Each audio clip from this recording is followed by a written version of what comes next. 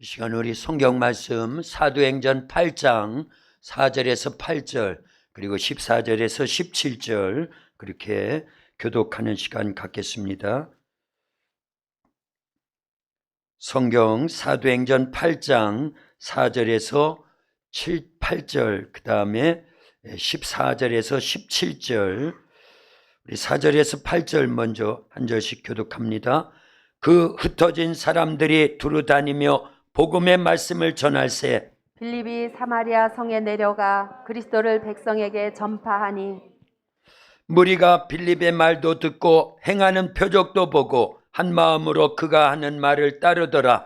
많은 사람에게 붙었던 더러운 귀신들이 크게 소리를 지르며 나가고 또 많은 중풍병자와 못 걷는 사람이 나으니 그 성에 큰 기쁨이 있더라. 14절에서 17절이요.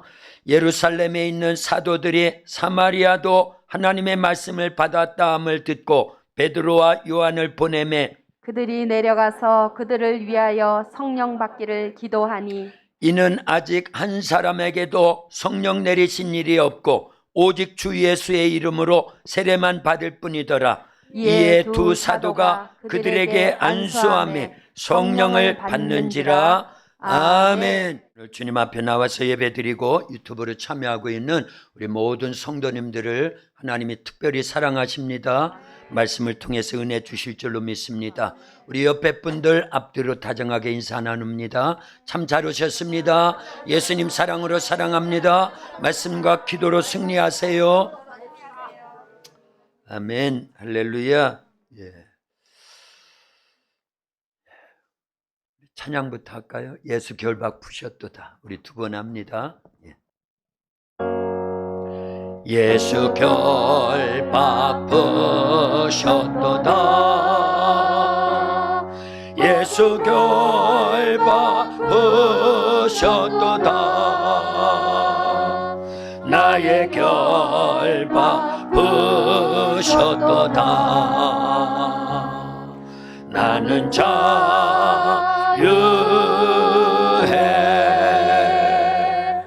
예수 결박 푸셨도다. 모든 결박 푸셨도다. 나의 결박 푸셨도다. 나는 자유해.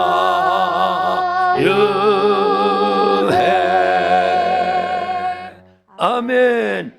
우리 예수님께서 우리의 죄와 사망의 결박을 풀어주신 줄로 믿습니다. 저주와 질병의 결박도 풀어주셨습니다. 죄와 사망의 결박은 악한 마귀 사탄 귀신들의 역사인데 이런 악한 마귀 사탄 귀신들의 역사도 우리의 결박을 풀어주신 줄로 믿습니다. 지옥 형벌의 결박도 풀어주신 줄로 믿습니다. 하나님은 우리를 낳아주신 우리의 아버지십니다. 하나님께서는 예수님의 피와 성령으로 우리를 낳아주셨어요. 그래서 우리가 하나님을 아버지 그럽니다. 그리고 하나님도 우리를 친자녀로 여겨주시는 줄로 믿습니다. 그런데요, 낳아주신 이는 우리를 양육시켜 주셔요. 그래서 하나님이 우리를 양육시켜 주시기를 원하고 계십니다. 그리고 우리의 인생 전체를요 책임져 주셔요. 축복해 주십니다.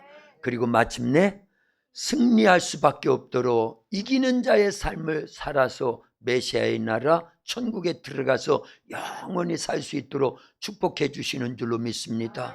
그래서 우리는 반드시 승리할 수밖에 없는 줄로 믿습니다. 반드시 내가 너를 축복하리라. 하나 둘 셋 넷.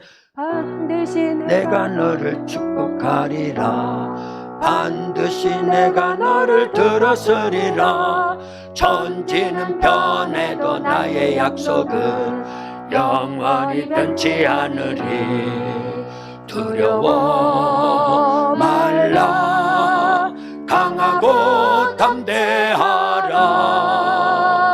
낙심하며 실망치 말라. 낙심하며 실망치 말라. 실망치 말라. 내 소원 이루는 날 속히 어리니 내게 영광 돌리리. 내 소원 이루는 날 속히 어리니 내게 영광 돌리리.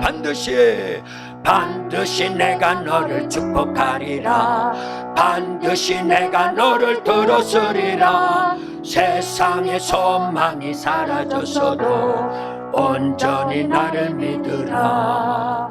두려워 말라.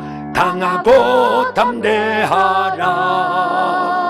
인내하며 부르짖으라. 인내하며 부르짖으라. 부르짖으라.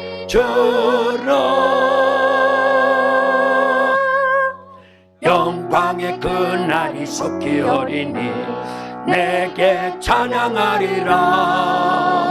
영광의 그날이 속히 오리니 내게 찬양하리라. 아멘. 우리는 지금 몇 주간 동안 다음 주에 있을 부흥성회를 앞두고 준비하자, 그런 성경 말씀, 그런 설교 말씀을 계속 듣고 있는 줄로 믿습니다. 지난주에는요 고넬료 가정의 부흥성회, 그 지난주에는요 인류 최초의 부흥성회. 그래서 사도행전 2장 1절에서 4절에 보면은 인류 최초의 부흥성회가 어디에서 일어났어요? 마가다락방에 몇 명이 모여 있을 때 120명, 우리 도학회가 다 모이면 120명 됩니다. 그러니까 이 정도의 사이즈에서 인류 최초의 부흥성회를 했는데 열흘 동안 그들이 잘 준비했어요. 어떻게 준비했어요? 오로지 마음을 아파요. 전혀 기도에 힘쓸 때 기도로 준비해야 돼요. 근데 기도 이전에 예수님이 약속하신 말씀을 꼭 붙잡은 겁니다. 요한은 물로 세례를 베풀었으나 너희는 몇 날이 못되어 성령으로 세례를 받을 것이니까 아버지께서 약속하신 그 성령 세례 받기 위하여 예루살렘을 떠나지 말고 기다리라는 거예요. 그 소리를 500의 형제가 다 들었습니다. 예수님 감람산에서 승천하실 때 500의 성도들이 모여 있었거든요. 그런데 듣기는 500명이 들었는데 순종은 몇 명만 하더라? 120명만 해서 마가다락방에 모여가지고 오로지 전혀 기도에 힘쓴 거예요. 그러니까 말씀을 부여잡고 전혀 기도에 힘쓰는 준비가 있었다라는 거예요. 며칠 동안요? 열흘 동안. 그랬더니 오순절 날에 이미 이름에 그들에게 성령이요 바람과 같이 불과 같이 각자에게 임해서 권능이 주어졌어요. 그걸 성령 세례라고 합니다. 구약적인 표현으로는요 성령의 기름 부음이에요. 할렐루야.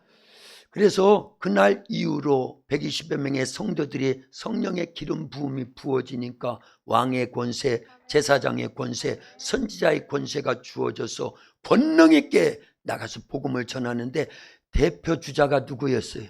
베드로입니다. 베드로. 옛 직업이 무엇이었어요? 베드로. 어부였어요. 난 놓고 기억자도 모르는 그런 어부였습니다. 학문이 짧아요. 세상 주의가 낮습니다.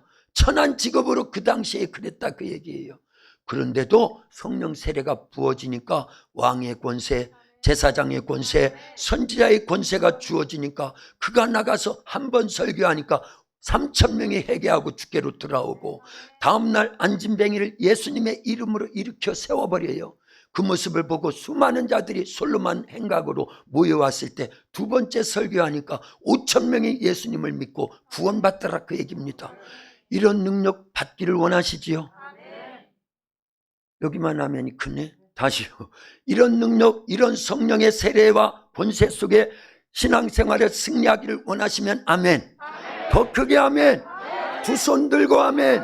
할렐루야. 할렐루야. 예. 그런데 이게 보편적으로 지금은요 성령 세례만 받으면 누구에게나 주어진다, 그 얘기입니다. 그래서 준비된 부흥성회 열흘 동안 준비했지요. 그런데 고넬료의 가정은요 준비를 철저히 더했다는 걸 알려야 됩니다. 예. 그들은 며칠을 준비했어요? 베드로를 청해가지고 베드로 제가 지금 목이 기도하느라고 부흥생이 놓고 막 기도해야 되니까 그래서 막 기도하느라고 목이 더 가봤어요. 원래 목이 갔는데 요즘은 더 갔어요. 그런데 부흥성회가 딱 이루어질 때는요, 목이 확 트여질 줄로 믿습니다. 그렇게 기도해 달라고 지금 부탁드리는 거예요. 자, 요바에 있는 베드로를요, 가이사랴의 고넬료의 집에서 요청을 하기 위해서 이틀을 갔다가 이틀을 왔으니까 며칠 동안요? 4일 동안을 준비한 거예요. 그런데 그것만 준비한 게 아닙니다. 지난주 우리 배웠지요? 예. 사도행전 10장 1절부터 8절까지 보면은 고넬료는요, 원래 로마 군인의 백부장이니까 부하가 몇 명이에요? 100명의 부하를 거느린, 그 당시 백부장 대단한 권세가 있습니다. 그런데 그 사람이 유대 지역 이스라엘 땅으로 파견받은 거예요. 그래가지고 지내는 동안에 유대인들이 믿는 하나님에 대한 신앙을 가졌어요. 그래서 하루에 3번씩 꼬박꼬박 기도하고 하나님을 경외해서 온 집안이 경건한 신앙생활을 했다고 기록되어 있지요. 그리고는요, 그들이 많은 사람들을 구제했고 항상 기도에 힘썼다라는 거예요. 이렇게 준비해야 되는 거예요. 네, 이렇게 준비된 고넬료에게 천사가 찾아왔어요. 여러분들 천사 본 사람? 봐요. 천사 못 봤다라는 거. 고넬료만큼의 준비를 안 하고 있다라는 거예요. 그럼 목사님은 봤어요? 나도 못 봤어요. 근데 꿈에서 봤어요. 꿈에서. 할렐루야. 예. 자, 어쨌든요, 이렇게 하나님을 경외해서 온 집안 식구가 경건하게 신앙생활을 하고 많은 사람들을 구제하고, 그리고요, 항상 기도에 힘쓰는 고넬료의 가정에 천사를 보내가지고 요바에 있는 베드로를 청해서 말씀을 들으라. 이건 대단한 축복입니다. 왜냐? 유대인으로 있으면 아무리 그들이 하나님을 경외하고 경건하고 구제를 많이 하고 기도를 항상 힘써도 구원을 받는다 못 받는다?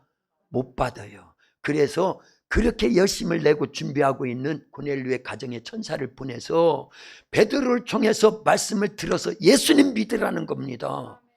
그런데 베드로가 왔어요. 말씀을 전하는 중에 성령이 임해서 그들이 다 구원받았다, 그 얘기입니다.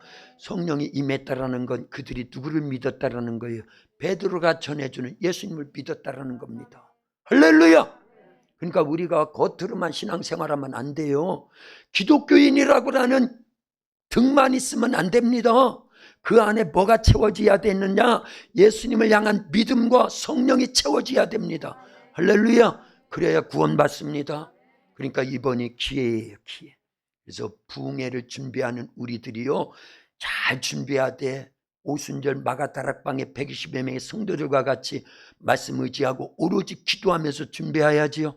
그래서 저녁 기도 계속 하고 있습니다. 새벽마다 계속 나오고 있습니다. 여러분들이 멀어서 못 나오시는 분들은요, 그 시간을 기억하시고 같이 기도해야 됩니다. 할렐루야. 그래서 준비해야 됩니다. 고넬료의 가정과 같이 준비해야 됩니다. 천사를 만날 정도의 준비를 해야 돼요. 그러면 하나님이 반드시 준비된 우리의 그릇에다가 믿음을 채워주시고 은혜를 채워주시고 하나님의 놀라운 말씀을 채워주시고 더 중요한 누구를 채워주신다? 성령님 보내주셔요. 성령으로 거듭나야 구원이 있습니다. 성령 세례 기름 부음을 받아야 능력이 있어서 주의 일을 하는 거예요. 그리고 그 상태가 계속 유지되는 성령 충만의 단계를 유지해야 예수님이 다시 오시는 재림하시는 그날 등만 있는 게 아니라 기름 준비하고 있어야 마태복음 25장에서 말씀하신 대로 들림받는다, 그 얘기입니다. 첫째 부활에 참여한다, 그 얘기입니다. 그래서 딴딴따단 딴딴따단 누구하고 결혼식 하는 거예요? 신랑 대신 우리 예수님하고 그날 결혼식에 반드시 참여해야지. 그러지 못하면 어리석은 5 처녀는요 등만 있었고 기름이 없어요. 그래서 버림받았으니 어디 갔다? 그게 교회 안에 있는 10 처녀를 두고 얘기하는 거예요. 죄송하지만 이쪽은 5 처녀, 이쪽 5 처녀를 할 때 이쪽은 지혜로운 처녀, 이쪽은 어리석은 처녀라고 하면은 이쪽은 들림 받는데 이쪽은 들림 못 받으면 되겠냐, 그 얘기예요. 안 되지요? 이게 밖에 사람들 얘기하는 게 아닙니다. 그러니까 준비해야 돼요. 준비해야 돼.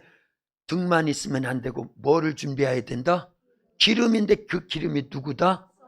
그래서 부흥성회가 있는 겁니다. 이번 부흥성회에 우리는 단 하나의 목적을 두고 기도하고 말씀 듣고 부르짖어 간구해야 돼요. 그게 뭐예요? 성령을 아직 모시지 못해서 거듭나지, 우리의 영이 거듭나지 못했다고 그러면 성령님 내 안에 오셔서 나를 거듭나게 해주세요. 육으로 난 것은 육이요 영으로 난 것은 영이니. 요한복음 3장 6절에 그렇게 말씀했어요. 그 앞절에 보면은요, 너희가 반드시 거듭나야 되는데 물과 성령으로 나지 아니하면 하나님 나라에 들어갈 수 있다 없다? 그거 예수님이 니고데모에게 하신 말씀인데 오늘날 우리에게 하시는 말씀으로 들려오야 됩니다. 그러니까요, 예수님의 피와 성령으로 반드시 2번 나야 돼요. 그러면서 육으로 난 것은 육이요, 우리의 육신의 부모님은 우리를 뭘 낳아주셨어요? 육신을 낳아준 거지 영을 낳아준 게 아닙니다. 영은 누구로 낳아주신다? 예수님의 피와 성령으로 낳아주신다라는 거예요. 제 말이 아니에요. 요한복음 3장 5절에 기록되어 있어요. 다연히도 외우는 말씀입니다. 예. 할렐루야. 그러니까 그런 말씀을 꼭 부여잡고 이번 기회에 부흥회 때 꼭 참석하셔가지고 성령으로 거듭나기를 소원해야 돼요. 그리고 성령으로 거듭났는데 아기가 태어났는데 제가 할아버지 됐거든요. 이제 10하루인가 10이틀 됐어요. 우리 지혜 큰딸이 아기를 낳아가지고 아들을 낳았는데 자랑하는 거 아니에요. 자랑인가? 참, 할아버지 되니까 좋아. 왠지 모르게 좋더라 그 얘기예요. 그런데 보세요. 아기를 낳는데 그 아기가 1년 가도 응애 엎치기도 못하고 뒤치기도 못하고 계속 누워서 10년이 갔는데 응애 20년이 갔는데도 응애 하고 있으면 되겠냐 그 얘기예요. 그러면 그 집안이요, 할아버지 된 게 얼마나 힘들겠어요. 그렇죠? 그 부모는 얼마나 힘들겠어요. 그런데 하나님이 보실 때 우리가 그와 같은 응애 하는 신앙생활, 영적 생활을 거의 90% 이상이, 한국교회의 90% 이상이, 그럼 우리 교회도 지금 앉아 계신 여러분들 중에도 나는 아니겠지 그러는 분들도 응애 하는 애기다. 그에게 영적으로는 거듭난 것 같은데 자라질 않아가지고, 하나님은 우리의 아버지라고 그랬지요. 우리를 낳아주셨다고 그랬지요. 그런데 아버지는요, 낳아주신 것만 아니라 우리를 양육시켜 주시려고요, 목사를 세우고 이런 교회를 세우고 말씀을 기록하고 때로는 천사도 보내고 환상도 보게 하고 예언도 말해주고 꿈도 꾸게 하고 계속 자라나게 해서 많은 일들을 하라고 그러는데 계속 응애 하는 걸 하나님이 보실 때 얼마나 비통하겠냐 그 얘기, 얼마나 괴롭고 힘들겠냐 그 얘기예요. 뭐 하라는 얘기예요? 자라나라는 거예요. 자라나는, 양육되라는 거예요. 저기 하늘이가 이제 이 한 해가 더 이렇게 이제 밝아가지고 작년에 4살이었는데 하늘아 몇 살이야? 5살이 5살이. 근데 10년이 갔는데도 저렇게 5살로 있으면 되겠냐 그 얘기예요. 15살이 됐는데도 아기로 저렇게 있으면 안 되지요. 근데 우리가 영적 생활할 때 그렇게 머물러 있다니까요. 그러니까 이번이 기회입니다. 기회로다. 이 시간이 은혜 받을 기회로다. 믿읍시다. 받으시다. 이후의 기회를 믿지 마라. 아멘. 할렐루야. 예. 그래서 이번이 기회인 줄 알고요, 부흥성에 다 참석하셔야 됩니다. 손 올려보세요. 두 손 다. 두 손 올려요. 네, 두 손 올려요.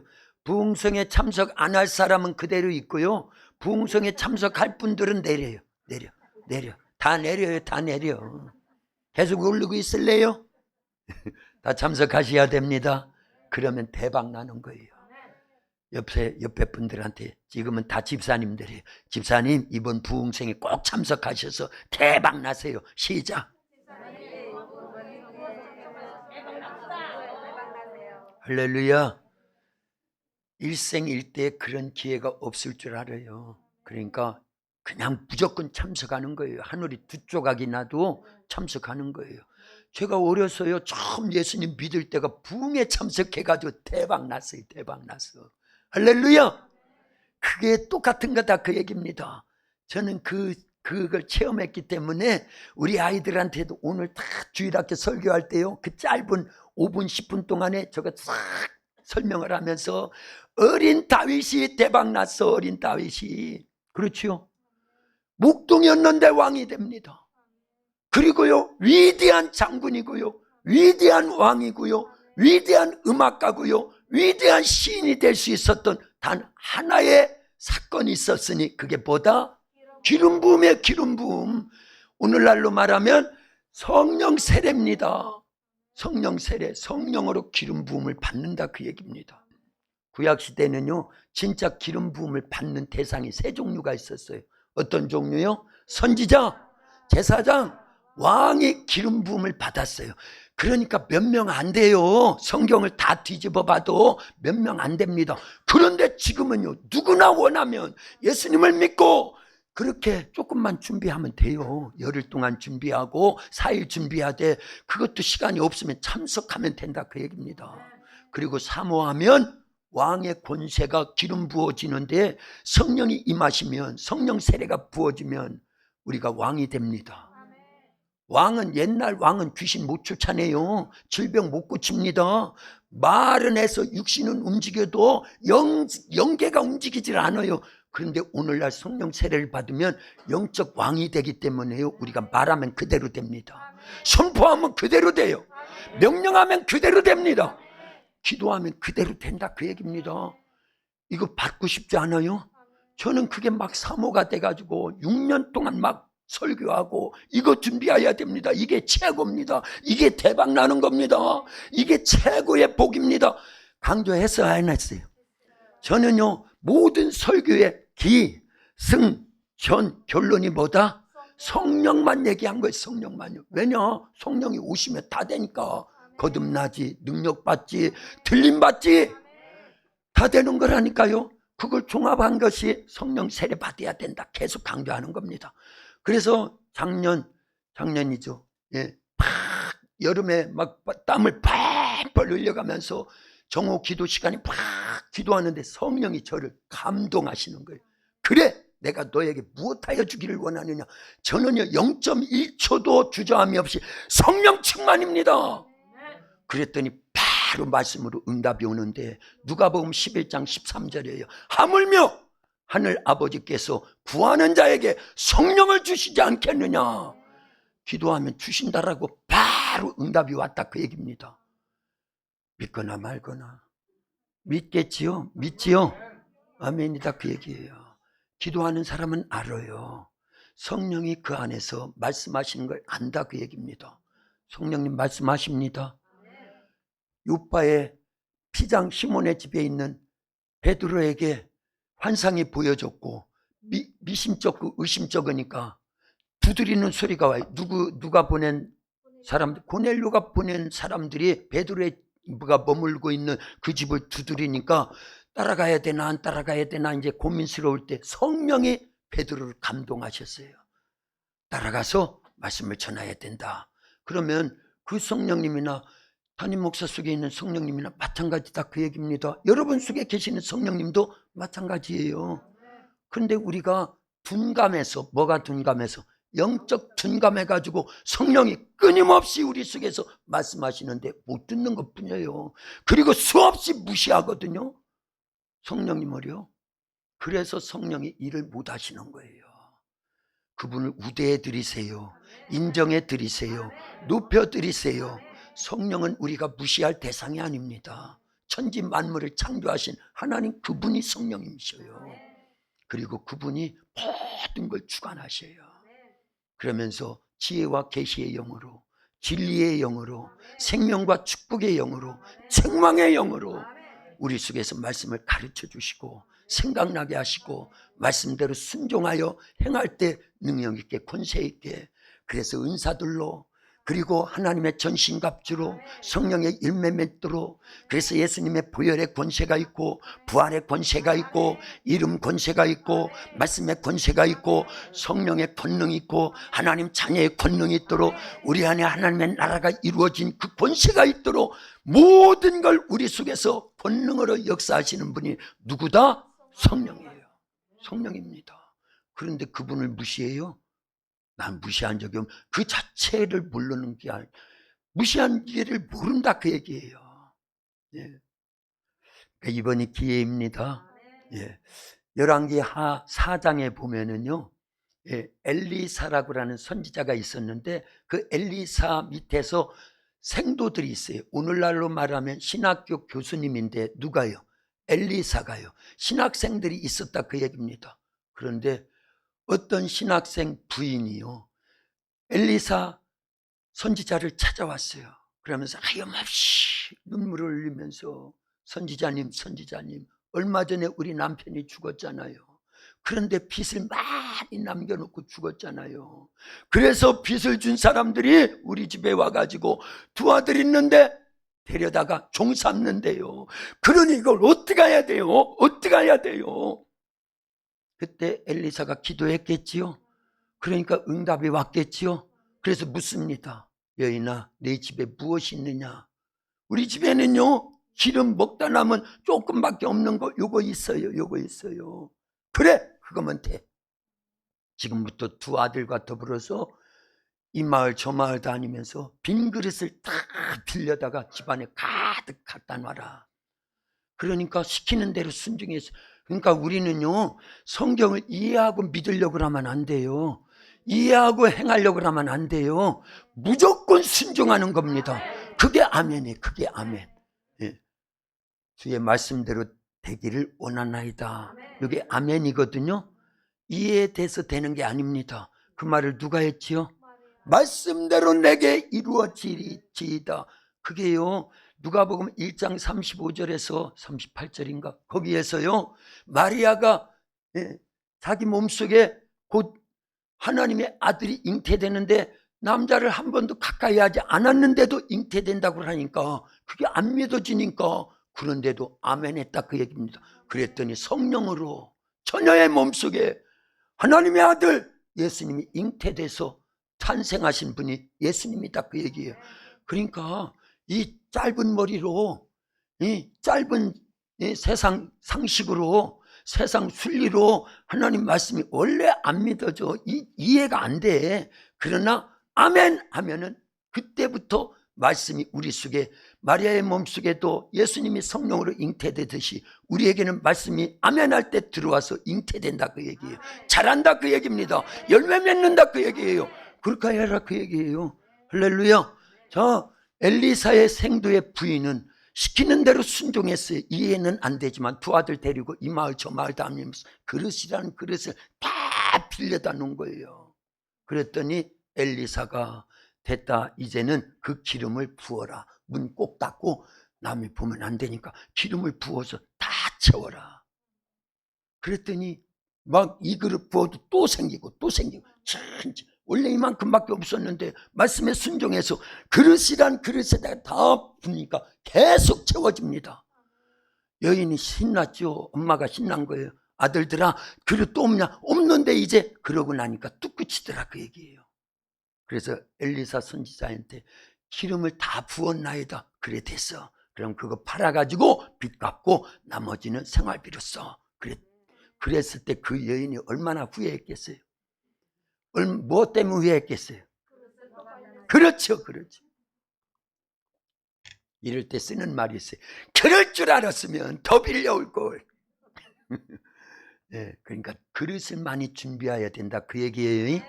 지금부터 여러분들이 기도하는 거 그릇 준비하는 겁니다. 말씀 사모하는 게 부흥회 때 받을 은혜의 그릇을 준비하는 거예요. 믿음으로 준비해야 됩니다.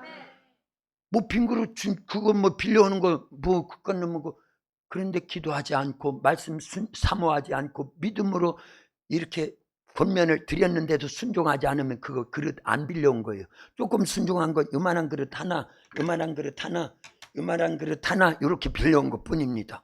거기에다 기름 채워간 빚 못 갚아요. 알았지요? 이럴 때 쓰는 말이 있어요. 얼마만큼 빌려오야 되느냐? 여기도 이만큼 다 빌려오되 이따마하게 빌려오야 됩니다. 얼만큼 빌려오야 된다? 시작. 그렇죠. 그걸 준비해야 됩니다. 그런데 하나님이 쓰시는 사람은요, 그릇을 크게 만들어 쓰십니다. 그릇을 깨끗하게 만들어 쓰십니다. 견고한 그릇을 만들어 쓰셔요. 그런데 그렇게 깨끗한 그릇, 견고한 그릇, 큰 그릇은 그냥 만들어지는 게 아니에요. 반드시 뭐를 통과해야 되느냐? 고난이라는 걸 통과해야 됩니다. 고난 속에는요, 시험, 환난, 핍박, 어려움, 괴로움, 힘든 일, 예수님 믿는 게 쉬운 일 아니죠. 그렇죠? 그게 다 우리의 그릇을 만들고 있다는 걸 알아야 됩니다. 우리 교회는 특별히 시험이 많았어요. 지금도 있습니다. 환난이 많습니다. 핍박이 많습니다. 억울한 소리를 얼마나 많이 하는지 몰라요. 그런데 그러면서 내 그릇이 커지네, 견고해지네, 깨끗해지네. 그래서요, 고난은요, 성도에게 오는 고난은요, 고난의 보따리 속에 뭐가 들어있다? 하나님의 축복이 들어있다는 걸 알아야 됩니다. 그러니까 고난의 보따리가 요만하면 하나님의 축복도 요만큼 오는 거예요. 고난의 보따리가 요만하면 요만한 하나님의 축복이 온다는 걸 알지요? 믿지요? 믿는 분은 아멘. 더 크게 아멘. 두 손 들고 아멘. 할렐루야.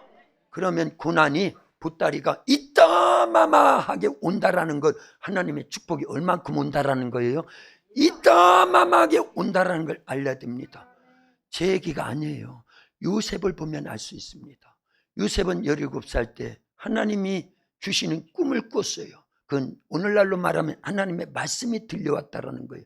믿어졌다라는 거예요. 그런데 그것은요, 거두절미하고 나중에 형들보다도 월등히 잘 된다라는 거예요. 모두가 죽어야 될 때 모두를 살릴 수 있는 그런 하나님의 사람으로 쓰임받는다고라는 꿈이었습니다. 그렇죠? 네, 결과를 보면 그렇다 그 얘기입니다. 그런데 13년 동안 어마어마한 고난의 터널을 지납니다. 어마어마한 용광로, 고난의 용광로를 지내요. 네? 풀무불을 지내더라 그 얘기입니다. 금이 왜 14K, 18K, 24K인지 알지요? 네, 용광로에 한 번 들어가고 두 번 들어가고 14번 들어가면서 불순물이 제거된 거는 14K예요. 그럼 18K는요? 18번 그러면 그게 한 번, 두 번, 14번, 18번 들어간다는 게 쉬운 일이 아니지요. 우리가 진짜 풀무불 속에 들어갔다 나왔다 한다라고 한번 생각해 보세요. 그러면 쉬운 일 아니죠. 그런데 순금은요, 99.99%의 모든 불순물이 제거된 거예요. 그걸 몇 K라고 한다? 24K의 순금이라고 한다. 그래야 가치가 있는 겁니다. 순금이 되세요. 순금이 되세요. 그래서 이따 오후에 배울 말씀이겠지만요, 계시록 3장 14절 이하에 보면은요, 라오디게아 교회 성도들에게 보내는 편지 가운데 내게 와서 불로 연단한 금을 사서 부유해지라, 그런 말씀이 있더라 그 얘기입니다. 그건 오후에 드릴 말씀이에요. 어쨌든 우리는요, 연단 받아야 됩니다. 고난이 우리에게 유익하다고 진짜 막 외쳐야 되고, 그걸 한 번 체험하고 두 번 체험하면 고난이 기다려지네. 목사님 뻥치는가 봐. 뭔 고난을 진짜 그렇다니까요. 고난이 없으면 기도 안 하거든요. 말씀대로 안 살거든요. 세상과 적당히 타협하거든요. 인본주의, 세속주의, 물질 만능주의, 쾌락주의, 여기에 안주해버린다 그 얘기입니다. 그래서 한국교회가 지금 이렇게 망하고 있는 거예요. 그걸 억지라도 깨우기 위해서 코로나가 오는 겁니다. 그래서요, 우리는 그런 어려움이 올 때 하나님이 나에게 복을 주시려고 하는구나. 이때 더 큰 그릇으로 만들어져야지, 더 깨끗한 그릇으로 만들어져야지, 더 견고한 그릇으로 만들어져야지 하고 기도하면 돼요. 그러면서 내 속에 있는 죄악의 것들을 회개하고요, 하나님께 기도하지 않았던 그것을 뉘우치고 회개하면서 기도하고 말씀을 더 가까이 하고 영적 신앙생활 하기 시작하면은요, 그때 만들어지는 거예요. 요셉이 그런 겁니다. 요셉이 고난 가운데 형들이 미워해서 팔려갔잖아요. 노예로 팔려갔는데 자기 나라도 아니고 애굽 나라로, 지금의 이집트로 지금 이스라엘 땅에서 이집트 완전히 언어가 다릅니다. 피부색이 다릅니다. 문화가 다릅니다. 식습관이 다 달라요. 모든 게 생뚱맞은 그런 곳에서 하루하루를 산다는 게, 그것도 노예로 산다는 게 보통 여간 어려운 일이었냐 그 얘기. 그런데 그 날이 1년 가고 2년 가고 3년 가고 그러면서 이 고난 가운데도 하나님의 뜻이 있을 거야. 하나님이 내게 주신 꿈은 절대 이루어질 거야. 분명히 반드시 이루어질 거야. 우리 도학교도 여러분 꿈을 허락해 주셨죠. 그걸 표현한 게 7대 비전 선포입니다. 하나님이 우리 가운데 아브라함 복 주신다 했습니다. 요셉의 복 주신다 하셨습니다. 예, 다윗의 복 주신다 하셨어요. 베드로의 복 주신다 하셨어요. 그래서 우리 도학교는 되는 교회, 길이 되는 교회 계속해요. 계속 빨리. 농촌 선교 모델 교회.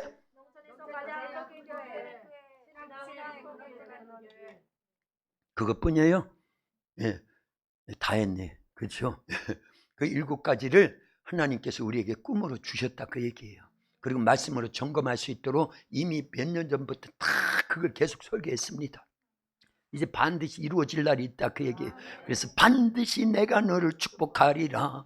반드시 내가 너를 들었으리라. 천지는 변해도 주의 약속은 영원히 변치 않으리. 그거를요, 요셉이 그랬다는 거니까 그 말씀을 꼭 붙잡고 노예 생활 13년 동안을 견디더라 그 얘기예요. 그랬더니 요셉과 하나님이 언제나 함께 하셔서 그는요 형통한 자가 돼요. 형통한 자가 돼요. 형통한 자예요. 그게 창세기 39장에 3번이나 나오더라 그 얘기예요. 노예로 팔려가고 감옥에 갇혔는데도 하나님이 요셉과 함께함으로 요셉은 형통한 자가 되었더라. 형통한 자가 되었더라. 형통한 자가 되었더라. 우리 교회도 지금 그러고 있는 거예요. 지금 노예 생활하는 것 같고 감옥에 갇혀 있는 것 같을지라도 하나님이 함께 하시면 이게 형통하고 있는 겁니다. 진짜라니까요. 노예로 팔려왔는데 13년 만에 국무총리가 됩니다. 그래서 풍년 7년을 미리 내다보고 흉년 7년도 미리 내다보고 풍년의 때 흉년을 준비해서 다 죽어야 될 때 다 살리더라 그 얘기. 자기를 비유해서 노예로 팔아먹은 형들이 와서 넙죽절하고 곡식 좀 팔아주세요. 다 이루어지더라 그 얘기입니다. 할렐루야. 그 고난을 통해서 요셉은 하나님이 쓰실 만한 그릇으로 만들어진 거예요. 어떤 그릇이요? 깨끗한 그릇, 견고한 그릇, 큰 그릇으로 만들어지더라 그 얘기입니다. 그러니까 고난이 요만한 것보다 요만한 것, 이따마한 게 복인 줄로 믿으시길 바랍니다. 무조건 아멘 하셔요. 크게요. 할렐루야. 그러니까 여러분들이 신앙생활 잘하고 기도생활 잘하고 말씀대로 순종하면서 영적 관리를 잘하는데도 오는 고난은 바로 이어서 뭐가 따라온다? 하나님의 축복이 따라온다는 걸 믿음으로 대답을 하라. 그러면 다 이겨내갈 수 있어요. 견딜 수 있습니다. 그래서 야고보서 1장 2절에서 4절까지는 이렇게 기록하고 있는 거예요. 우리 한 절씩 교독합니다. 야고보서 1장 2절 3절 4절입니다. 내 형제들아 너희가 여러 가지 시험을 당하거든 온전히 기쁘게 여기라. 이는 너희 믿음의 시련이 인내를 만들어내는 줄 너희가 알미라. 인내를 온전히 이루라. 이는 같이 인내를 온전히 이루라. 이는 너희로 온전하고 구비하여 조금도 부족함이 없게 하려 함이라. 아멘. 너희가 여러 가지 시련을 만나고 시험을 만나면 온전히 기쁘게 여기래. 왜냐하면 이는 너희로 온전하고 구비하여 조금도 부족함이 없는 하나님의 사람, 큰 그릇, 깨끗한 그릇, 견고한 그릇으로 만들어 주시겠다라는 거예요. 그런데 놀라지 마세요. 같은 야고보서 1장 12절에 보면 시험을 참는 자는 복이 있나니 중간 생략하고 생명의 면류관을 얻는데요. 같이 읽어봅니다. 시작. 시험을 참는 자는 복이 있나니 이는 시련을 견디어낸 자가 주께서 자기를 사랑하는 자들에게 약속하신 생명의 면류관을 얻을 것이기 때문이라. 아멘. 저 말씀 잘 보세요. 앞부분과 뒷부분을 연결하면요. 시험을 참는 자는 복이 있나니 생명의 면류관을 얻을 것이기 때문이라. 그러니까 시험이 오는 게 좋겠지요. 그리고 그 시험을 견디어내야 되겠지요. 그러면 뭐를 얻는다? 생명의 면류관을 얻는다고 하는. 저게 우리 도학교에서 찾아낸 10번째 복이에요. 처음 듣는 분 많이 들었지요? 네, 저게 10복입니다. 10복. 9복은 사도행전 20장 35절에 있어요. 그건 바울이 발견한 복이에요. 예, 그래서 바울이 주신 복이다 그럽니다. 주께서 친히 말씀하신 바 주는 것이 받는 것보다 더 복이 있다. 그러면 나머지 8복은 어디에 있어요? 마태복음 5장에 있지요. 3절부터 12절에요. 심령이 가난한 자는 복이 있나니 천국이 저희 것이며 애통하는 자는 복이 있나니 저희가 위로를 받을 것이며 온유한 자는 복이 있나니 저희가 땅을 기업으로 받을 것이며 의에 줄이고 목마른 자는 복이 있나니 저희가 배부를 것이며 긍휼히 여기는 자는 복이 있나니 저희가 긍휼히 여김을 받을 것이며 마음이 청결한 자는 복이 있나니 저희가 하나님을 볼 것이며 화평케 하는 자는 복이 있나니 저희가 하나님의 아들이라 일컬음을 받을 것이며 나를 인하여 핍박을 받는 자는 복이 있나니 천국이 저희 것임이라. 이제 중간 생략하고, 그래서 8복은 거기에 있고 9복은 거기에 있고 10복은 여기에 있고 11복은 또 어디에 있어요? 누가복음 11장 28절 29절에 있고 12복은 어디에 있어요? 계시록 22장 7절에 있습니다. 이 예언의 말씀, 두루마리에 기록된 말씀을 지켜 행하는 자가 복이 있나니. 할렐루야! 꼭 기억해야 됩니다. 요셉과 같이 하나님이 쓰시는 사람이 되려면 반드시 고난을 통과해야 돼요. 풀무불을 통과해야 됩니다. 고난의 용광로를 통과하면서 만들어지는 겁니다. 할렐루야. 이번이 기회입니다. 그래서요, 오늘 본문에 나오는 이 사마리아 성 사람에게 복음을 전했던 누구요? 빌립 집사님이에요. 집사님. 예, 우린 다 집사님급의 이상이잖아요. 그러지 않습니까, 장로님? 그러지 않아요, 권사님들이요? 안수 집사님들이요? 그런데 이 빌립 집사님은 7 집사님 가운데 한 분입니다. 이제 스데반 집사님이 순교 이후에 사도 바울이 사울로 있을 때 어마어마한 핍박을 했어요. 유대 종교 지도자들이요, 이 초창기 기독교인들 예수님 믿고 성령 모시고 이제 복음을 전해서 막 그러고 있는 예루살렘에 있는 성도들 어마어마하게 핍박을 하면서 첫 번째 순교자로 스데반 집사님을 잡아 돌로 쳐서 죽였습니다. 그러면서 그 핍박이 얼마나 심하든지 예루살렘에 머물 수가 없었습니다.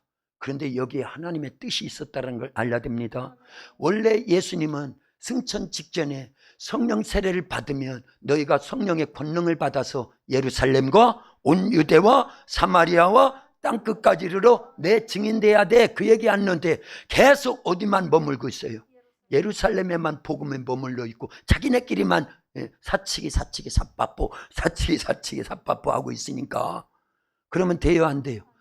고인물은 어떻게 된다? 썩게 돼 있는 거예요. 그래서 전도하지 않으면 우리의 믿음이 약화됩니다. 핍박을 받지 않으면 옳게 살려고 말씀대로 살려고 하다가 핍박받는 걸 두려워하면은요, 그러면 썩는다, 그 얘기입니다. 그게 한국교회 모습이에요. 원래 일제시대를 지나면서 6.25를 지나면서 그 못 살던 때는 발버둥을 치면서 하나님께 나와서 기도하고 말씀대로 순종하면서 거룩을 유지했는데 88 올림픽 이후에 잘 사니까 이제는 자기네끼리, 그러다 보니까 세속주의, 인본주의, 물질 만능주의, 그래서 신학도 다 개판이 됐고, 그래서 교회가 이 모양이 됐다, 그 얘기예요. 네? 날지 못하는 독수리와 같이, 이빨 빠진 호랑이와 같이, 사자와 같이 이렇게 돼버렸다. 이거 안 억울해요? 나는 억울한데, 맨날 억울한데 그런 모습을 왜 한국교회가 이렇게 지어야 되냐, 그 얘기예요. 그래서 나는 억울해요, 그런 것들. 그래서 하나님께 막 따지는 거예요. 하나님, 한국교회가 이렇게 약화되면 되겠냐고. 세계교회가 다 무슬림한테, 교회가 다 모스크로 팔려나갔어요. 유럽 교회, 그 쟁쟁하던 기독교 국가들이요, 2% 남았어요. 2%. 오히려 무슬림들은요 막 10% 13% 막 이렇게 된대요. 그리고 그 어마어마하던 그런 성전들이, 그 교회들이요, 술집으로 나이트클럽으로 그러던 소리 많이 들었지요. 그런데 그거보다 더 억울한 게 모스크 알지요? 무슬림이 자기들이 궁뎅이 쳐들고 딱 해서 예배드리고 기도한다고 하는 그런 것으로 다 팔려나갔다니까 지금요. 왜 지어야 되냐, 그 얘기예요. 왜 안 억울합니까? 그런 의분이 좀 있어야 됩니다. 근데 한국교회도 이제 그런 처지가 돼버렸는데 왜 그렇게 돼야 되냐, 그 얘기예요. 여기서 우리가 각성해야 돼요. 그래야 하나님이 우리 도합교회를 신앙부흥의 근원지로 쓰실 줄로 믿어요. 그러려고 하신 거예요. 왜 그런 기도를 하는지도 난 몰랐어요. 그런데 기도만 하면 할수록 깨달아지는 겁니다. 이 시대에 하나님이 우리 도학교를 쓰시려고 하는구나. 그게 미래적 현실로 다가온다 그 얘기입니다. 원래 믿음의 사람은요, 성령이 기름 부어지면요, 선지자적 사명을 갖고 있기 때문에 예언해요. 그리고요, 환상을 봅니다. 꿈을 꿉니다. 그게 미래적 현실을 바라본다 그 얘기입니다. 선지자는 미래에 될 일을 미리 알아요. 그러다 보니까 지금은 나라가 부강하고 잘 사는데 곧 하나님이 이 나라를 치신답니다. 징계하신답니다. 멸망합니다. 그러니 현실로는 안 맞거든요. 그러니까 잡아다가 죽이는 거야. 그래서 우리 교회가 핍박이 있는 겁니다. 그거 알아요? 장로님? 그거 아시죠? 그런데 그걸 견뎌내는 게 믿음의 사람이다 그 얘기예요. 말씀을 부여잡고.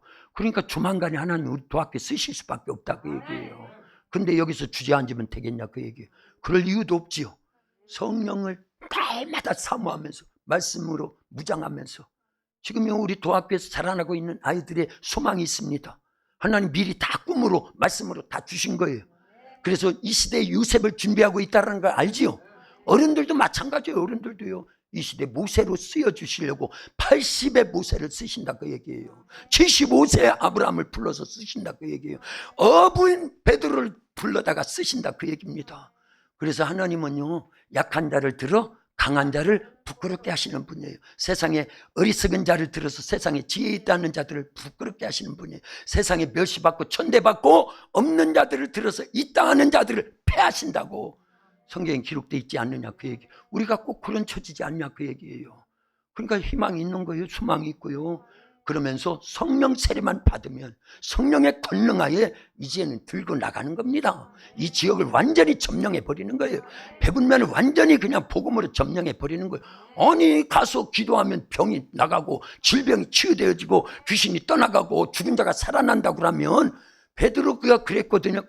그러니까 안 믿을 수가 없는 거예요. 그가 전하는 예수님의 복음을요. 그래서 반드시 복음과 함께 이적이 있어야 되는 거예요. 누구의 이름으로요? 그 이름은 누가 사용하게 하신다?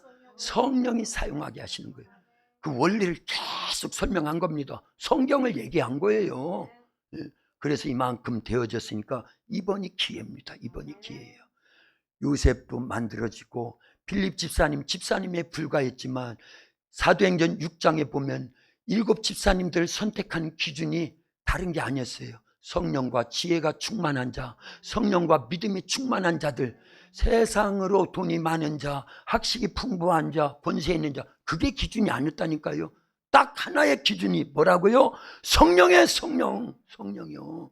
그래서 안수 집사님으로 그들을 세웠더니 큰 핍박이 있으니까 뿔뿔이 흩어진 곳에서 뭐 하더라? 복음을 전하더라는 거예요. 그런데 빌립 집사님은 어디로 갔어요? 사마리아 성에 가가지고 복음을 전하는데 빌립 집사님 복음과 함께 성령 충만하니까 능력이 나타났지만 그래서 귀신이 떠나가요. 안진뱅이가 일어납니다. 중풍병자가 고쳐집니다. 아니 이런 기적이 보여지니까 빌립 집사님이 전하는 예수님에 관한 복음을 안 믿을 수가 없으니까 그 성에 수많은 자들이 예수님을 믿더라 그 얘기입니다. 그게 앞부분에 우리가 읽은 말씀이에요. 그런데 문제가 하나 있어요. 예수님을 믿기는 하는데 세례를 받았다. 성령 세례를 받았다 안 받았다? 안 받았다라는 거예요. 이게 문제였어요. 그래서 원래 예루살렘 본교회 모교회에서 사도들이 그 소식을 듣고는 누구를 파송했어요? 베드로와 요한 사도를 빌립이 전도한 사마리아 성에 보냈습니다. 그래서 보니까 그들이 빌립이 보여준 이적과 표적을 듣고 전해주는 예수님을 믿어서 구원받은 건 맞아요. 그런데 성령 세례가 없는 걸 알고는요, 그들을 위해서 안수하면서 기도하니까 그들에게 성령이 임하신 거예요. 그때는 성령 세례가 주어진 겁니다. 그래서 사마리아 성이 확 복음화된 줄로 믿습니다. 이게 기회다 그 얘기예요. 우리 도학교회가 이걸 지향한 거예요. 몇 년 동안요, 최소한 6년 전에 제가 그걸 깨달은 겁니다. 이러다가는 목사도 지옥 가는구나. 그러면 목사 밑에서 같이 신앙생활한 여러분들은 저의 신앙을 능가할 수가 없습니다. 그게 자동 지옥인 거예요. 죄송하지만 그걸 깨닫고는 그렇구나. 이렇게 나태하게 신앙생활하고 말씀대로 살지도 않고 기도도 하지 않고 영적 생활하지도 않고 등만 있지 기름이 없는 이 상태가 되면은 들림 받는다 못 받는다? 그러면 어디 간다라는 건데 결론이요. 그런데 나 예수님 믿어. 그러고 말씀대로 안 살아. 성령 모신 일도 없고 성령 세례에 대한 개념도 없고 성령 충만이 뭔지도 모르고 그걸 깨달았다 그 얘기입니다. 그래서 막 설교한 거예요. 이대로 있으면 안 됩니다. 마치 잠든 자를요. 불이 났는데 계속 자고 있으면, 그 전에 그런 일이 있었지요. 서울에서 빌라 5층짜리에 불이 났어요. 새벽입니다. 다 잠들어 있습니다. 안치석이라고 하는, 안치석 맞나? 예. 그 사람 청년인데 늦게까지 공부하고 있다가 뭐 성우가 된다고 그러나 뭐 그러다가 쾌쾌한 냄새가 나고 나가보니까 불이 붙었어요. 자기를 막 뛰어나와서 살려고. 본능이죠 그거는. 그런데 나와서 보니까 멈칫멈칫 그 CCTV에 다 잡혀 있습니다. 그러다가 다시 들어가서 올라가면서 계속 두드리는 거예요. 불이 났어요. 불이 났어요. 살려야 살이. 빨리 나와야 살아요. 빨리 나와야 살아요. 전체를 막 깨웠어요. 그래서 화들짝 놀란 사람들이 2층부터 다 뛰어져 나오는데 정작 본인은 5층 가서 막 깨우다가 어쨌든 죽었어요. 거기서. 예. 그거 알지요? 예. 그거나 똑같다 그 얘기입니다. 제 심정이요. 제 심정이. 저는 일찍 깨어났으니까, 최소한 6년 전에 깨어났으니까. 예. 그러고 보니까 우리 성도들이 다 잠들어 있네. 우리 주변의 교회들이 다 잠들어 있네. 한국 교회가 다 잠들어 있네. 미국 교회가 벌써 잠들었네. 유럽 교회가 벌써 잠들었네. 그래서 그때부터 막 깨우는 작업을 하고 있는 거예요. 작지만 시골에 있는 분명히 목사지만 안 이상은 깨워야 되지 않냐 그 얘기예요. 그 작업을 하고 있는 거예요. 그러면서 3년 전에 사실은요, 똑같은 강사 목사님을 초청해가지고 한 번 부흥회가 있었어요. 그 정점을 이뤄가지고 막 우리 도학교회가 성령의 불로 말씀대로 이렇게 막 그럴 단계로 가려고 했는데 바로 코로나가 왔네. 그래서 멈춰 있었던 걸 다시 불을 지피는 겁니다. 3년 후에 같은 강사 목사님이에요. 어린아이들도 이번에 기회예요. 그래서 제가 주일학교 때도 계속 붙잡아 놓고 계속 약속하면서 돈 주면서 얘들아 절대 그날 빠지면 안 돼. 빠지게 하는 악한 것들이 유혹할 거야. 그걸 미리 내다보니까. 그래서 오늘도 약속했지. 고등부 목사님하고 어떻게 약속했냐. 고등부 한번 해봐. 시작. 약속은 지키는 거예요. 예, 여기 고등부 됐네. 그래서 약속하고 도장 찍고 사인하고 그 다음에 코팅하고 복사하고 코팅까지 했어요. 우리 어른들도 저하고 약속해요. 시작. 이렇게 새끼손가락 걸고 이거 해야 됩니다. 안 하면요 악한 것도요 여러 가지 상황을 만들어서 참석 못하게 한다니까요. 아까 손 들어서 내린 것도 그런 거예요. 그러니까 무조건 해요. 빨리 일단 다 해요. 다 손 내밀어요. 새끼손가락 걸고 시작. 약속은 지키는 거예요. 그 다음에 사인해요. 빨리 사인해요. 꼭 참석한다고 하는 사인입니다. 도장 찍어요. 시작. 하나 둘 셋 꾹 찍었습니다. 그 다음에 복사해요. 복사. 그 다음에 코팅도 해요. 끝났어요 이제. 하나님이 다 보셨습니다. 여러분들을 위한 거라니까요. 절호의 기회입니다. 빌립 집사님도 기회를 알았던 거예요. 그러니까 베드로와 요한이 와서 가장 중요한 안수할 때 성령이 임하잖아요. 할렐루야. 이번에요 부흥 강사님이 팍 안수할 겁니다. 그리고 팍 목이 터져라 같이 기도할 겁니다. 그리고 생명의 말씀이 우리 안에 생명의 씨앗으로 와 있기 때문에요 이번에 성령이 강타하실 거예요. 반드시 우리 속에 아직 거듭나지 못한 자는 성령으로 거듭나게 해주실 거고요. 성령 세례가 부어질 거고요. 그건 기름 부어진다라는 거예요. 기름 부어지면 무슨 권세가 주어진다? 선지자의 권세, 제사장의 권세, 왕의 권세가 주어집니다. 아유 그거는요 돈을요 이 교회 안에 가득 채운 거 5만 원짜리 그거보다 큰 겁니다. 전 우주를 소유한 것보다 크다 그 얘기입니다. 꼭 기억하세요. 그러면서 성령 충만의 단계로 가게 만들어 주실 거예요. 그러면 교회는 부흥하는 거예요. 이 지역에 수많은 자들이 주께로 돌아옵니다. 1907년도에요 평양에 장대현 교회라고 있었습니다. 막 우리와 똑같은 이런 목적을 갖고 막 기도하니까 성령이 임하신 거예요. 그랬더니 나가서 전도를 하지도 않았는데 기생집들이 술집을 다 닫고 교회로 몰려와서 기생들이 그게 한 집, 두 집이 아닙니다. 문헌에 다 있어요. 제가 신학교 학부 논문을 그걸 썼기 때문에 안다 그 얘기입니다. 그때 당시는요 10만 명, 20만 명 그 정도도 안 됐어요. 전체 대한민국 그때는 조선 땅에. 왜냐하면 1885년부터 1907년도면 몇 년 지난 거예요. 복음이 들어온 지 22년밖에 안 됐기 때문에 얼마 안 됐어요. 교인들이요. 그런데 한 해, 두 해 그 평양 장대연교회 성령이 역사하시고 신앙 붐의 불길이 전국적으로 막, 그러니까 전도자들이 막 생기고 막 성령이 가는 곳마다 이 빌립산과 같은 이적과 표적이 기적이 막 나타나니까 주께로 돌아오는 사람들이 한 해 두 해 동안에 10만 명 20만 명이 넘었다. 원래 22년 동안 전도한 것보다 그 한 해 두 해 동안 전도된 게 더 많다라는 게 누가 하신 거예요? 성령이 하신 거예요. 우린 그걸 지향한다 그 얘기입니다. 그래서 잘못된 한국교회, 미국교회, 유럽교회 지금 잘못된 게 너무 많다는 거 알지요? 알지요? 안다고 빨리 하셔요. 시간이 넘어갔어요. 그러면 우리가 무엇 해야 되냐? 고쳐야 된다 그 얘기. 종교개혁도 다시 일어나야 돼요. 말씀으로 돌아와야 되고요. 기도해야 되고요. 원래 성령에 의한 신앙생활을 안 하니까 배워서 되니까 목사도 배워서 되고 장로도 배워서 되고 금전으로 물질 만능주의로 이렇게 돼버렸죠. 교회가 이 모양이 됐어요. 아무 힘이 없습니다. 그걸 우리는 되찾아오야 됩니다. 억울함을 느끼고 막 하나님께 기도해서 성령 충만하면 다 깨닫게 해주셔요. 이것도 잘못된 거, 이것도 뜯어 고쳐. 주인이 바뀌면요, 집을 새 놓고 주인이 바뀌었어요. 새 집으로 딱 들어가면은, 그렇지요.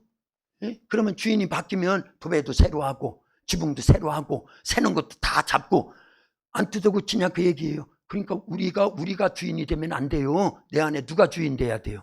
성령이 오셔서 주인 노릇하게 해드려야 됩니다. 그러면요 성령이 다 뜯어 고쳐 주십니다. 이것도 잘못된 거야, 이것도 잘못된 거야, 이렇게 하면 안 돼. 성령이 다 가르쳐 주신다니까요. 그래서 초대교회가 힘이 있던 거예요. 그래서 평양 장대연교회가 힘이 있던 거예요. 주인이 바뀌었거든요. 그게 전 세계적으로 일어났던 대부흥 운동의 시발점이 그랬고요. 그 결과가 그랬다 그 얘기입니다. 우리 도학교는 이번이 기회인 줄 알고요. 이번 기회를 놓치면 안 됩니다. 아까 다 손 들고 약속했지요. 손가락 걸고 약속했지요. 이거요 그냥 시킨 게 아니에요. 성령이 우리로 하여금 차단시키려고, 악한 것들이 못 참석하게 하는 걸 차단시키려고 했다고 꼭 기억해야 됩니다. 기도합니다. 하나님 감사합니다. 부흥생애를 앞두고 성령 세례를 받고자 이렇게 준비합니다. 마가다락방에 120여 명이 준비했듯이, 고넬료의 가정에 이제 그 가족들이 준비했듯이, 사마리아 성 사람들이 준비했듯이 우리도 기도로, 말씀 순종으로, 믿음으로 준비한 이 부흥성의 큰 그릇에 성령이 폭발적으로 역사하시어서 우리 교회가 이 지역의 많은 영혼을 살리고 영적 지경이 넓혀지고 이 나라 이 민족을 살리고 세계를 살리는 일에 신앙 부흥의 근원지로 쓰시옵소서. 오신 강사 목사님 영역을 7배나 더하여 주시고 모두가 오늘 약속한 대로 하나님이 보셨습니다. 다 참석해서 은혜 받아야 됩니다. 성령 모셔서 거듭나야 되고 성령 세례를 통해서 권능이 있어야 되고 성령 충만하여 다시 오실 예수님 맞이할 준비해야 됩니다. 예수님의 이름으로 기도하옵나이다. 아멘.